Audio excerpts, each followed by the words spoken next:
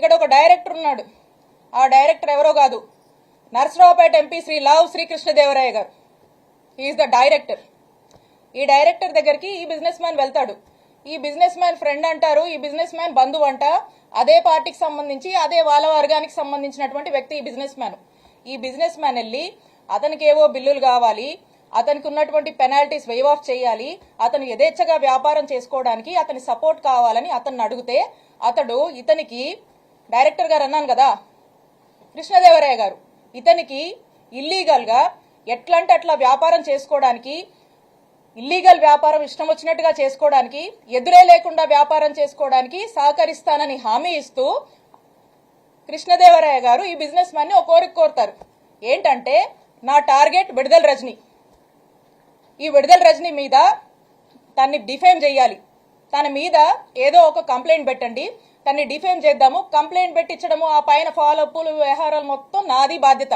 మీరు అలా కంప్లైంట్ పెట్టి నేను చెప్పిన ఆఫీస్కి వెళ్ళి ఇచ్చేసి మీరు ఇంట్లో కూర్చోండి మెలకుండా, నేను నడుపుతా అని చెప్పి మీ బిజినెస్లు నడిపిస్తా అని అతనికి అభయం ఇచ్చి వెనకుండి ఈ విధమైనటువంటి దారుణమైనటువంటి ఇల్లీగల్ కేసుని నా మీద, మా స్టాఫ్ మీద, మా మరిది మీద పెట్టించినటువంటి ప్రయత్నం చేశారు.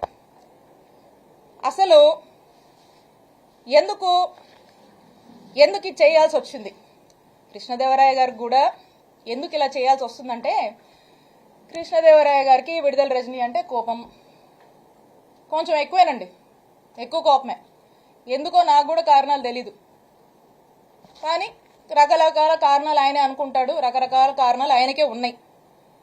సరే, ఎందుకంటే దానికి కూడా కథ ఉంది, అది కూడా చెప్తా. అయితే ఆ కథ ఏంటంటే,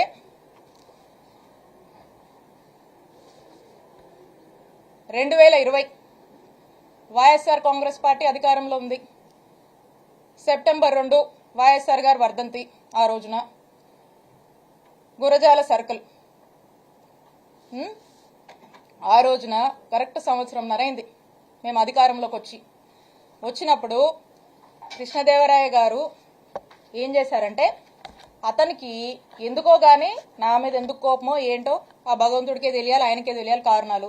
అతని కోసం, అతని గ్రూప్ కోసం, అతను ఇక రకరకాలు ఉంటాయిలేండి.